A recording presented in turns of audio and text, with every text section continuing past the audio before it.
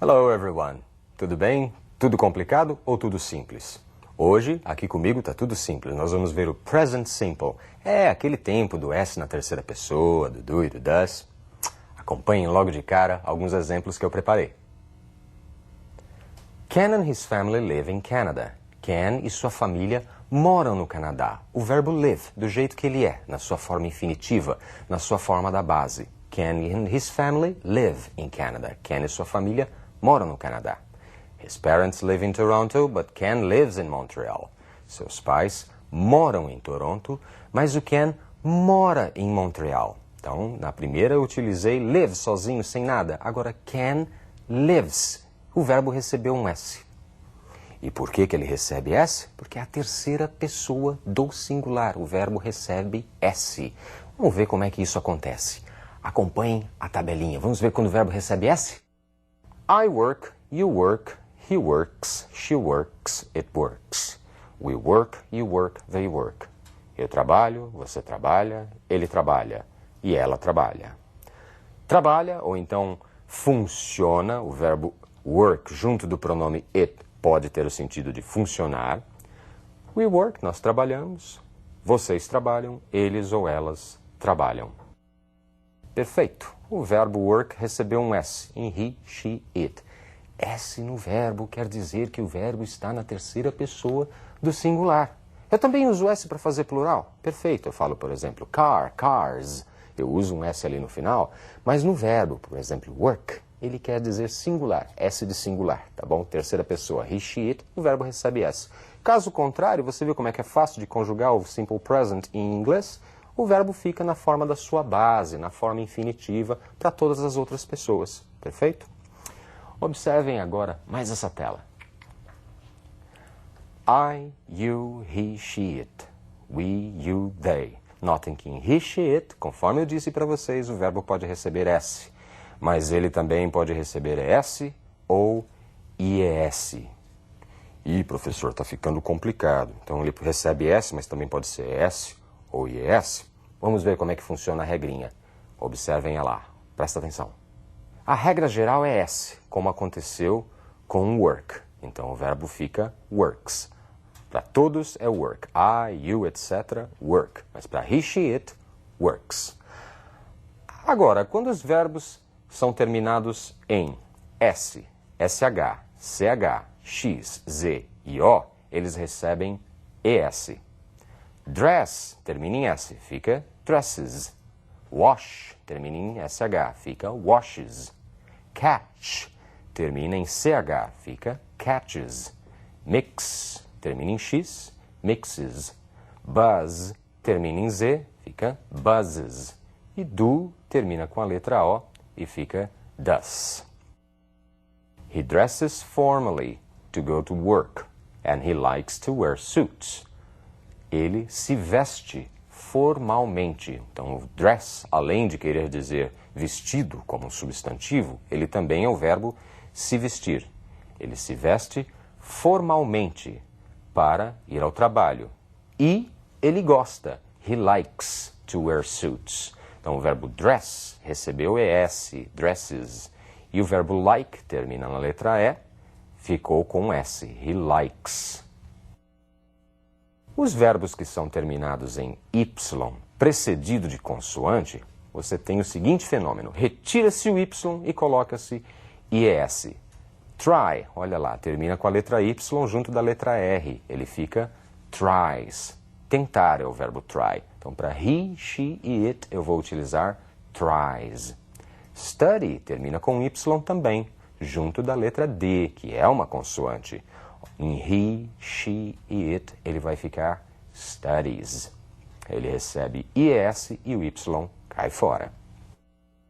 Nesse exemplo, nós temos He tries to arrive early, but he always gets late because there is too much traffic in the city in the morning. He tries, né? He é o sujeito, tries, ele recebeu IES, ele tenta. Ele tenta o quê? To arrive. Então, o verbo tentar se liga com um outro verbo usando a preposição to, diferente do hate, que nós vimos no exemplo anterior, que usava ing no verbo. Eu uso to aí para ligar. Ele tenta chegar cedo, early. But he always gets late.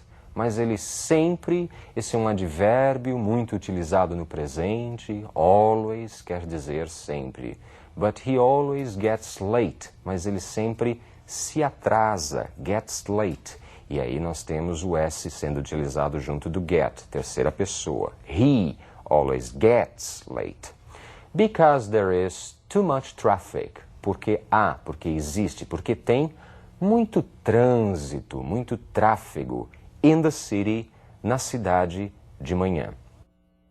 Mais um exemplo, I don't study in the morning. My brother does. Eu não estudo de manhã.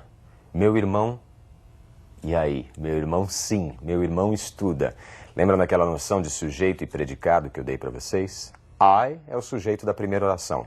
Don't study in the morning é todo o predicado. I don't, isso é uma negação no present simple. Eu estou usando aí o don't para negar. Eu não estudo de manhã. I don't study in the morning. Mas o meu irmão, my brother, does. O meu irmão estuda. Na segunda oração, quem é o sujeito? My brother. E o does é um auxiliar, é o auxiliar do simple present que está substituindo todo o predicado, dito na primeira oração. Eu não estudo de manhã. Meu irmão estuda de manhã. Para evitar essa repetição, substitui-se o predicado inteiro por um auxiliar. Perfeito? É importante vocês terem essa noção, porque dentro de um texto isso acontece o tempo todo. Um verbo auxiliar, nós já vimos um pelo menos, que é o verbo to be, agora vamos ver outro, que é o do e does, né? Ele substitui o predicado todo, que você vai encontrar na oração anterior. Então muitas vezes você vê um does ali meio solto, você fala, o que é isso? Volta na oração anterior que você vai descobrir. Ele está substituindo um predicado, ele está evitando a redundância. Falando no auxiliar do e does, olha aí o Professor Mustache.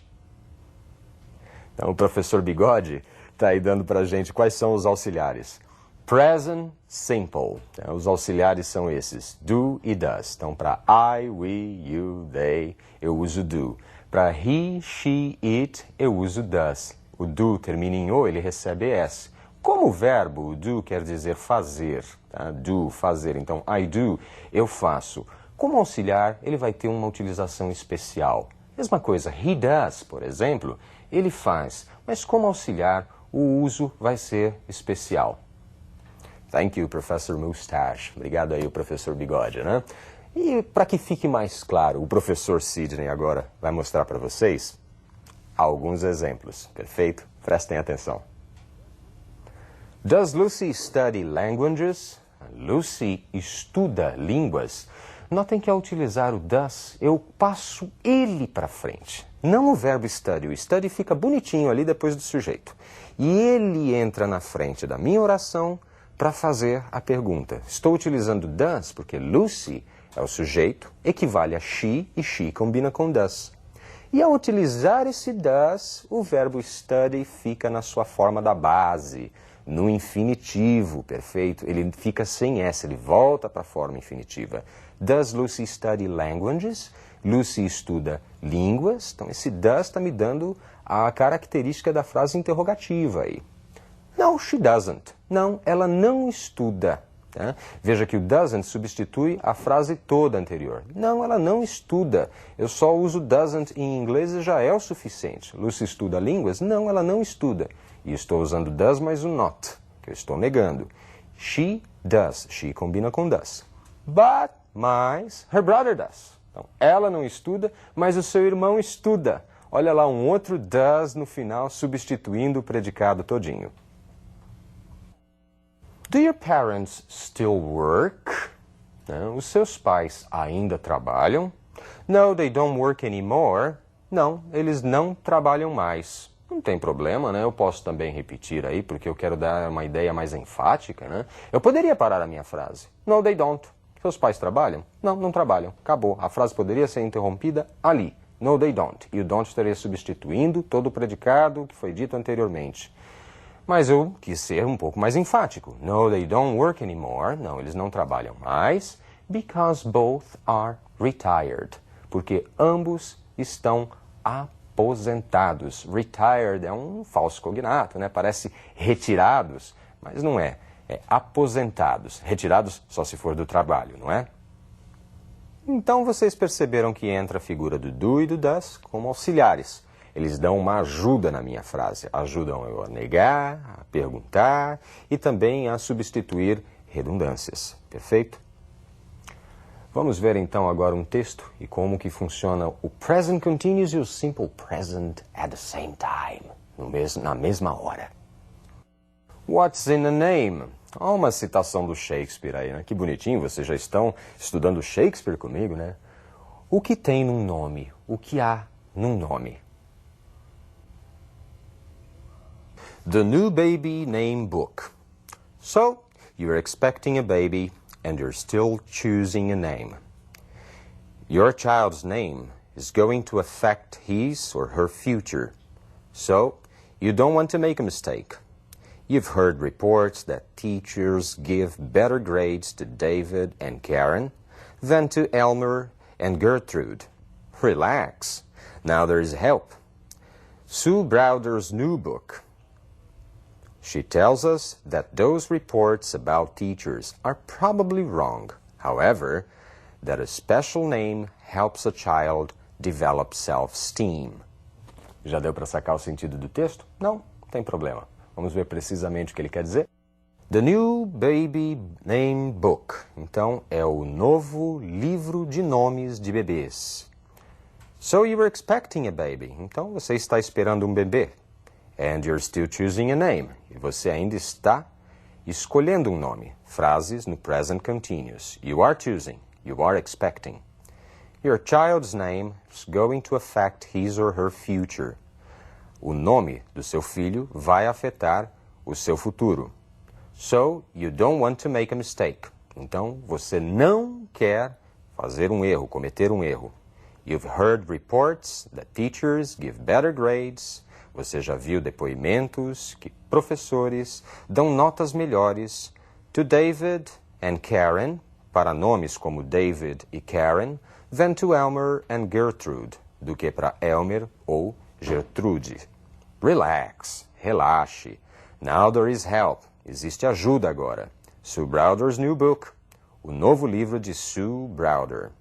É esse o livro que nós estamos vendo, né? She tells us that those reports about teachers are probably wrong. Ela nos diz que aqueles relatórios, aqueles depoimentos sobre os professores estão provavelmente errados. However, porém, that a special name helps a child develop self-esteem. Que um nome especial ajuda uma criança, um filho, a desenvolver autoestima. Viram o funcionamento dos dois tempos? Present continuous com o verbo ing e S nas terceiras pessoas e o uso dos auxiliares para negar e interrogar. Isso é como funciona num texto. Você já está começando a melhorar sua capacidade de leitura. E é isso aí. Na próxima aula, vamos melhorar mais ainda. See you. Bye.